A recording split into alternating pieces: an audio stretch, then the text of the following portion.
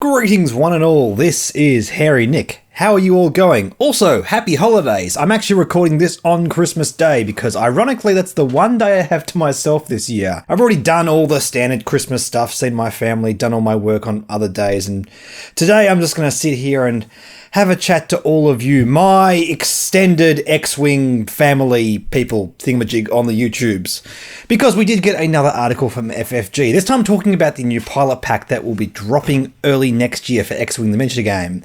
And this article talks about some of the Rebel and Resistance pilots and upgrades, which going to be pretty good. I'm pretty excited to see what some of these do. Pretty scared of some of these, actually. I think we might have some pretty significant power coming out of this pack. So without any further ado, let's dive into these. Yes, first of all, let's just recap the fact that we have these Resistance pilots revealed.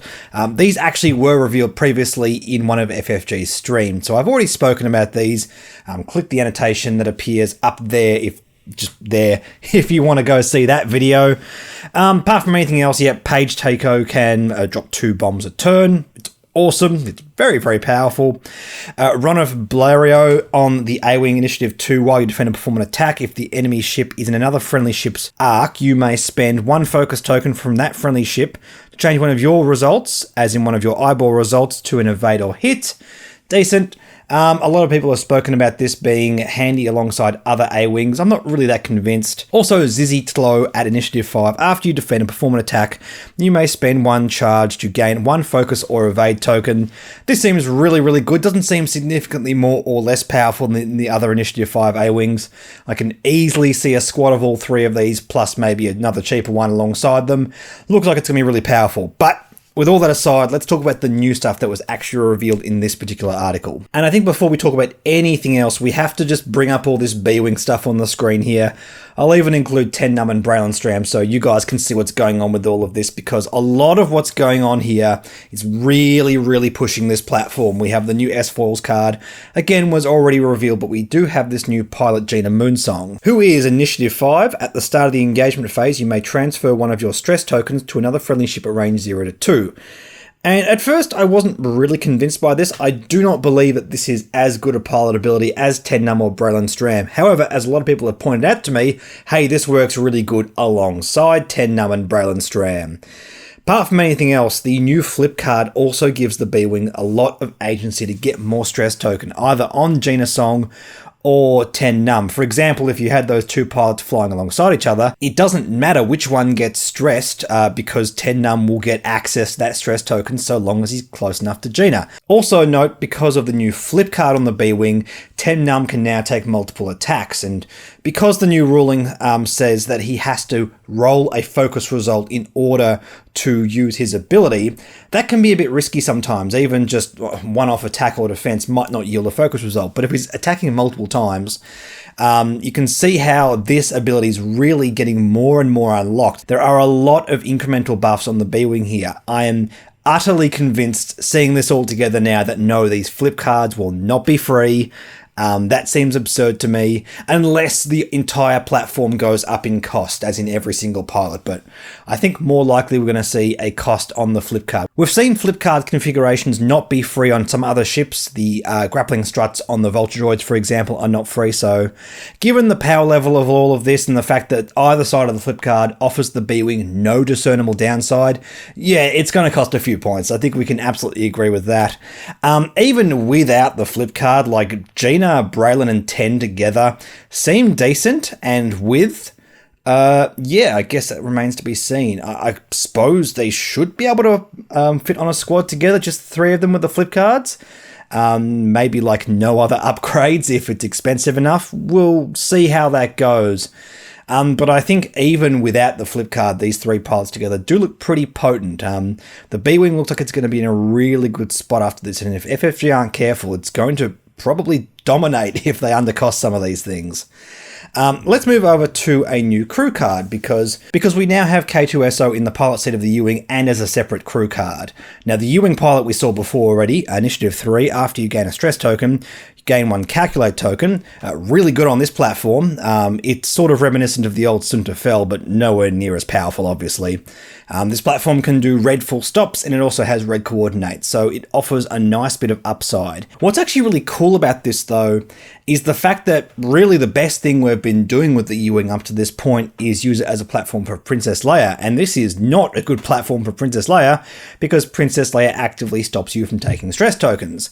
It may hopefully encourage people to use the U-Wing in different ways, which is good and healthy for the meta. We like diversity. But what's new in this article is the K2SO crew card. He adds the calculate and jam action. During the system phase, you may choose a friendly ship at range 0 to 3. That ship gains 1 calculate and stress token, which is really, really powerful. I really do hope FFG have priced this one cautiously, because you do have to appreciate the fact that stress token isn't a real cost a lot of the time because it's happening during the system phase. The ship that it goes on to could just do a blue maneuver, or of course, because you have so much scope over which ship you can choose, it can be the platform he's on or one of your other ships.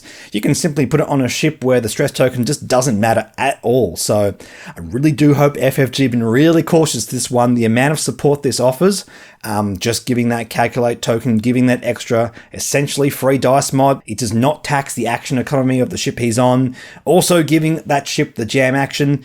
Really, really hope that FFG have been really cautious with the way they've costed this. At a bare minimum, I would think 8 points, but I'm hoping more than that, basically. This does seem really, really powerful, so watch out for this one, guys. Also on the faction, we have a couple of new pilot cards revealed here. Alexander Callis. For some reason, the subtitle is Fulcrum, not Sexy Callis. I don't know why FF2 did that. Anyway, Initiative 4. While you defend, if the attacker modified any attack dice, you may roll 1 additional defense die. Seems good. Seems a little bit underwhelming. I mean, I suppose this is great if you can make the Ghost really tanky or give it like really important crew. I guess sort of K2SO and Ghost +1 might be a thing. I don't know, it just feels really innocuous. Just bear in mind that you have no power over this at all. It is entirely the choice of your opponent. And there are plenty of situations where your opponent just might choose not to modify their dice, so they are somewhat empowered to play around this. I don't know, I really like Callis as a character, and I'm kind of disappointed that this is what FFG ended up doing with him. I mean, it's on a platform with reinforce and focus, so there is some agency to try and capitalize off this as best you can, but I don't know, I really feel like we need it on a platform that is able to consistently get out a lot of firepower, and it just, in 2nd edition, doesn't do that so much. Look, happy to be proven wrong, but I'm just not convinced that this is going to do much in terms of meta play. Cool design, though. I like having that kind of insurance built into stuff where the better your opponent's doing, the more little bonuses you get. But we also had, a bit more interestingly, Leia Organa on the Millennium Falcon, Initiative 5, which is higher than I thought Leia would be. We don't actually see her flying a ship in film canon. I know she does in like one of the comics. I think Shattered Empire, she flies an N1 starfighter, but yeah, cool. Has the recurring force charge. After a friendly ship fully executes a red maneuver, if it is at range 0 to 3, you may spend 1 force. If you do, that ship gains 1 focus token or recovers 1 force. This is kind of reminiscent to what Obi-Wan's doing on the Republic in his Jedi Starfighter. Being able to trade off force tokens for focus tokens is actually really powerful. Remember, because this is a friendly ship at range 0, it can be Leia as well. So just trading off a force token that you're going to get back at the end of the turn anyway for a focus token is very, very good. Only thing is it has to be a red maneuver. Now, obviously, this would be really, really powerful with Leia's crew card, but you can't have the same character in a crew slot and a pilot seat. Doesn't work. That bends the laws of physics. Can't do that. However, it does work quite nicely alongside B-Wings as well. And honestly, in my mind, I don't know which one I prefer, Leia in the pilot seat or on the crew card alongside B-Wings. Because B-Wings have more agency to play with stress now, I think the pilot is probably what we want. Being able to further power their attacks, like Braylon Strand with his rerolls alongside Leia, seems really, really good actually. If we were to fly Leia alongside Luke, they are initiative match. That doesn't seem like an uninteresting thing to try and do. You can give Luke focus tokens off his red Talon rolls.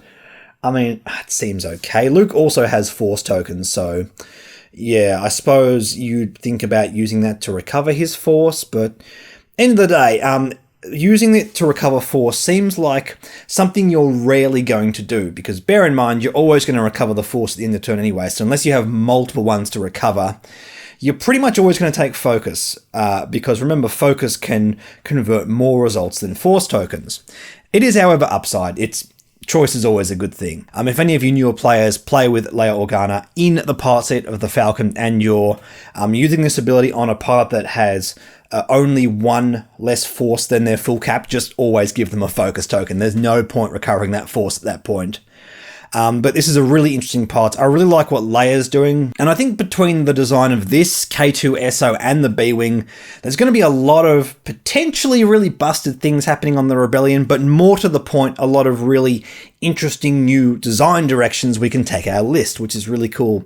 I'm kind of disappointed looking at these Resistance ones. I don't think there is as much new flashy stuff. I mean, one of the best things we're getting is another RZ2 A-Wing pilot at Initiative 5. Not that I hate them, I think it's a fun platform to fly, but it's not anything new for the faction, so I don't know, maybe we'll get some new stuff as well that helps the Resistance go in a different direction. But in the meantime, this is all the information we have, so as always, stay tuned, I will cover this information as it comes out here on the channel. Do not forget to like and subscribe, like me on Facebook, follow me on Twitter and Reddit. Please consider supporting my Patreon as well. Now, the YouTube ad revenue is pretty rubbish at the moment, and with the new copper laws coming in next month, it's kind of a scary time on YouTube, so basically, a lot of us creators are looking for that outside support. It's a really good thing for the channel. It's already way better monetarily for the channel than YouTube ad revenue as it is. But yeah, with all the stuff going on, it means more than ever. So thank you everyone that has already done that. I really appreciate all the support, and I'll catch all of you in the next video.